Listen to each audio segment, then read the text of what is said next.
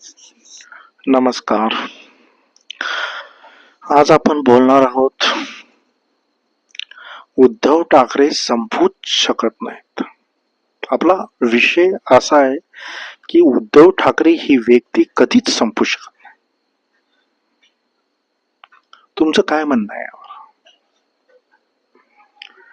या महाराष्ट्रात असा मुख्यमंत्री होऊन गेला जो लोकांच्या मनात फिट बसला. फिट म्हणजे काय? मनात, आतमध्ये, हृदयात. अशा व्यक्तीला या काही लोकांनी, मी गद्दार हा शब्द वापरत नाही कारण तो माझ्या डोक्यात पण बसत नाही, कारण आपले विरोधक कोणीच बनले नाही पाहिजे असं माझं महत्वाचं मत आहे, स्वतःच मत. मग हे उद्धव ठाकरे ही गोष्ट, कोरोनाचा काळ तुम्ही पूर्ण आठवून बघा.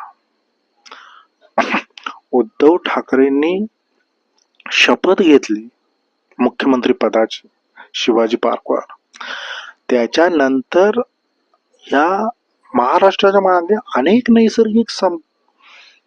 पूर्ण नैसर्गिक आपत्ती आल्या आणि त्या नैसर्गिक आपत्त्यांना तोंड देणारा या देशातील एक नंबरचा मुख्यमंत्री जर कोण असेल तर तो मुख्यमंत्री उद्धव बाळासाहेब ठाकरे हा आहे.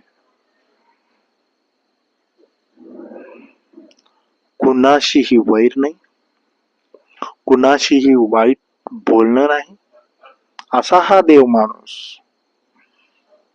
आज त्याच देव माणसाला महाराष्ट्राच्याच काही राज्यकर्त्यांनी प्लॅनिंग करून राजकारणातले सगळे धडे गिरून त्यांना बाजूला केलं. अरे या महाराष्ट्राला चांगला मुख्यमंत्री नको आहे आपल्याला? एक असा मुख्यमंत्री जो कुणाचं वाईट करू शकत नाही, ज्या व्यक्तीच्या मनात भ्रष्टाचाराची सल जरी आली तर ते तिथंच थांबतं. अशा व्यक्तीला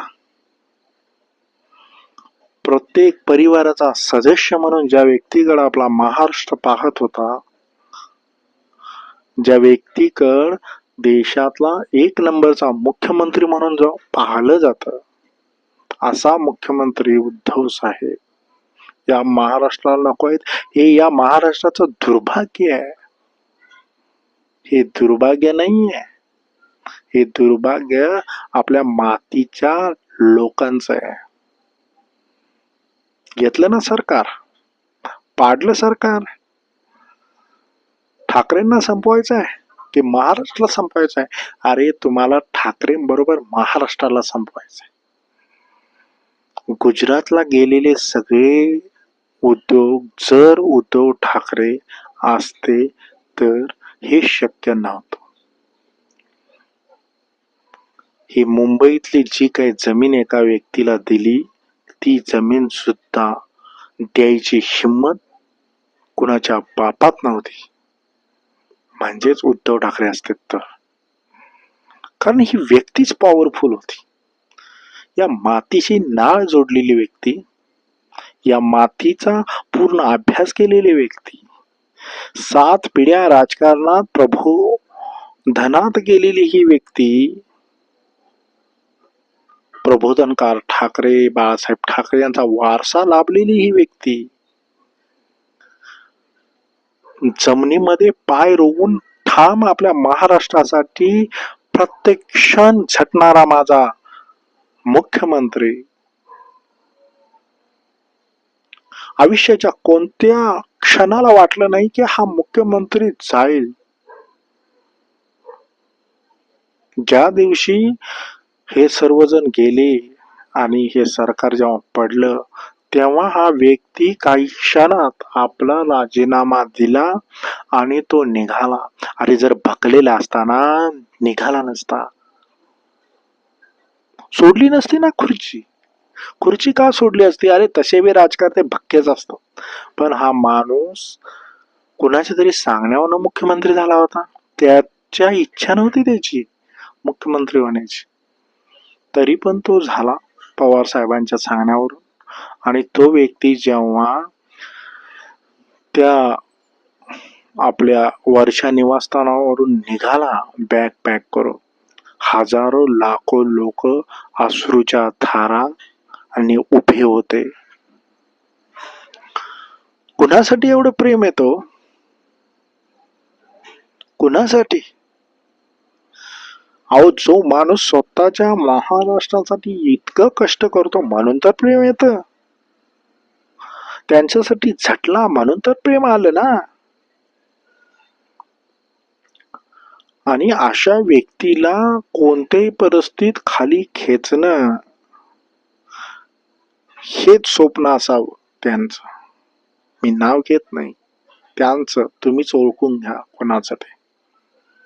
कारण काय बोलणार अशा लोकांविषयी, ज्या लोकांना माझ्या बाळासाहेबांनी म्हणजेच मुख्यमंत्री, ज्याचा मुलगा त्या राजगादीवर बसला होता, त्याच्या बापांनी या लोकांना खालून गटारातून काढून वर थांबवलं होतं.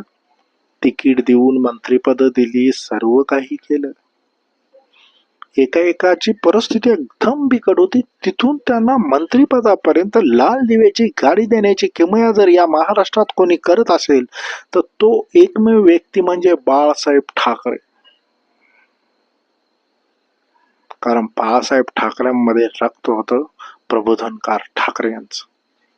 प्रबोधनकार ठाकरे, बाळासाहेब ठाकरे, बाळासाहेबांचा मुलगा उद्धव ठाकरे आणि उद्धव ठाकरेंचा मुलगा आदित्य ठाकरे. ही जी पिढी आहे ही महाराष्ट्राला घडवणारी पिढी होती, राहील. पण काय करणार, दुर्दैव आहे आपलं. दुर्दैव आपलं हे क्या त्या बिचाऱ्या माणसाला या गादीवरून खाली आणलं आणि आता तमाशा चालू आहे या महाराष्ट्राचा. गेली 3 वर्ष तमाशा चालू आहे आणि इथून पुढे पण तमाशाच होणार आहे. कारण आपण दिली सत्ता दुसऱ्याच्या हातात. मी कुणाचंही नाव घेत नाही, हे जे समजून घ्यायचं ते तुम्ही समजा. पण एक लक्षात ठेवा, काय काही दिवसांनी सत्ता पालट होऊ शकते. कधी? तुम्ही विचार करायला पाहिजेत ना, तेव्हा होऊ शकते. आता तर फुल त्यांच्याकडं मेजॉरिटी आहे, पण साहेबांकडे काहीच नाही आहे ना. ते काय, या युगात खऱ्याला लातच बसते आणि खोट्याचा जय जयकार केला जातो. हे काही खोटं नाही आहे. खऱ्याचा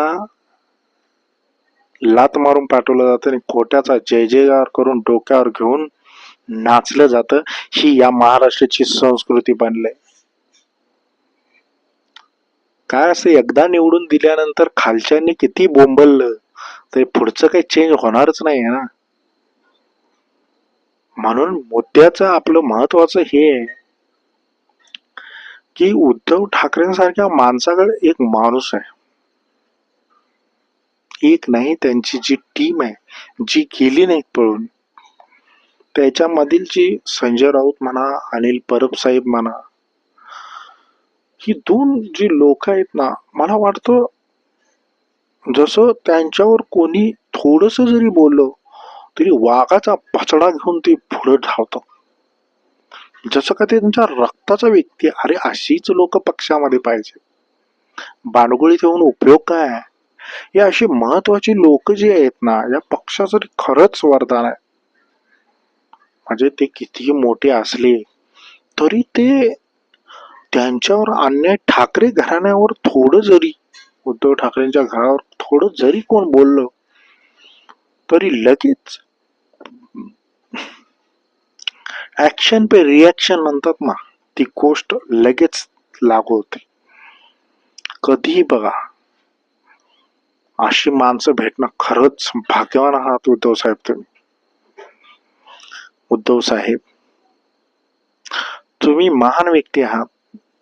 तुमचा नाद खोळा मराठी भाषेत सिंपल मध्ये, कारण तुमच्या नादापुढे सगळं फित आहे. तुम्ही इतकी महान व्यक्ती आहात, तुमच्या मनात क्रोध, लाभ अशा कोणत्याच गोष्टी नाही. तुम्ही जेव्हा मुख्यमंत्रीच्या सीटवर बसत होता तेव्हा तुमच्या मनात या महाराष्ट्राविषयीच येत होत. या व्यक्तीच्या मणक्याचं काय पाठीचं ऑपरेशन झालं होतं आणि ही व्यक्ती तेव्हा पण ऑनलाईन येऊन लोकांना सांगत होती, बाबानो घराच्या बाहेर पडू नका. म्हणून या देशामध्ये जर कोरोनाचं व्यवस्थापन कोणी कुठल्या मुख्यमंत्र्यांनी केलं असेल तर ते नाव आहे उद्धव बाळासाहेब ठाकरे. ठाकरे ब्रँड आहे. ब्रँड तर आहेच आणि त्यांच्यात संस्कारांचा ब्रँड आहे. रश्मी वहिनी, उद्धव ठाकरे साहेब, आदित्य ठाकरे आणि तेजस ठाकरे. बघा, कधीही माझानं न बोलणारी घराणं म्हणजे हे ठाकरे घराणं. कधीही संस्कारांची पातळी न सोडणारं घराणं म्हणजे हे घराणं. राजकारणात संस्कारांची भरभराट जिथं असते ते घराणं म्हणजे उद्धव बाळासाहेब ठाकरे यांचं घराणं. कोण संपवणार आहे तुम्हाला? संपवायसाठी गेली 4 वर्ष प्रयत्न अफाट झाले तुम्हाला, पण तुम्ही संपू काय नाही शकत.